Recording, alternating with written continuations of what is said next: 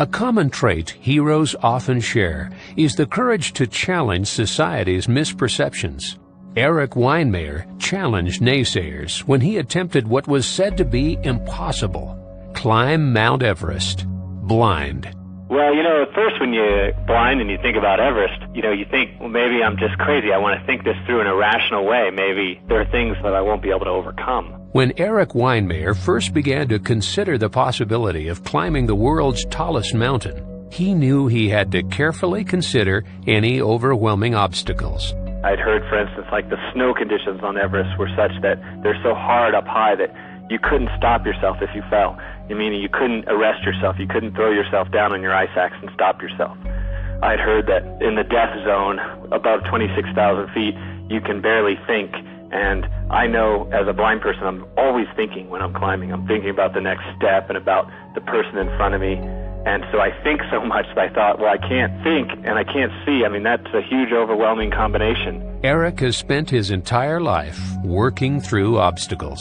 I was born legally blind, so I couldn't see very well even when I was born. It was a rare eye disease called retinoschisis. It unraveled my retinas, and so I was only left with peripheral vision, so I could only see out of the sides of my eyes. And I went blind finally for real when I was 13 years old, just before my freshman year in high school. Although he'd been told he'd eventually go completely blind, the darkness was a shock.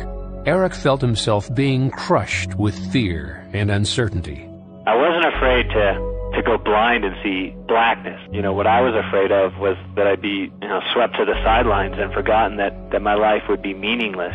But Erik was blessed with parents who encouraged him to live as fully a life as possible. As Erik's eyesight faded, his dad created ways for Erik to continue playing the sports he loved for as long as he had any vision. When Erik encountered resistance at school to participate in activities, his mother stood up for his right to be allowed to try. Their support fueled a determination in Erik to not be lost in the darkness.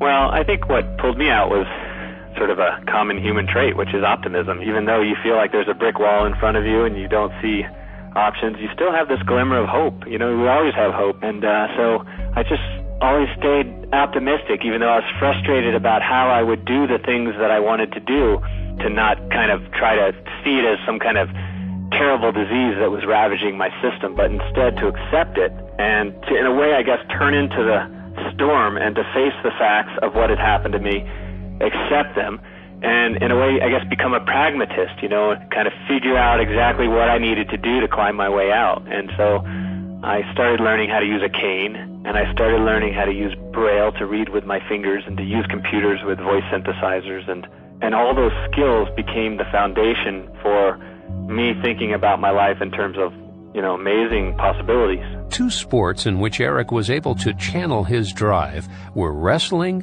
and rock climbing.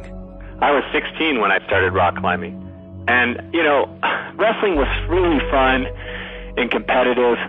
But rock climbing to me was so special because, you could feel the texture of the rocks under your hands, and you could feel the patterns of hot and cold as the sun touched the rock, and you had the open space in front of you and the sun in your face, and I was completely problem solving my way up the rock face using my hands and my feet, using my balance and strength to kind of figure out that puzzle that's embedded in the rock. And for me, it was almost like a rebirth. It was so exhilarating.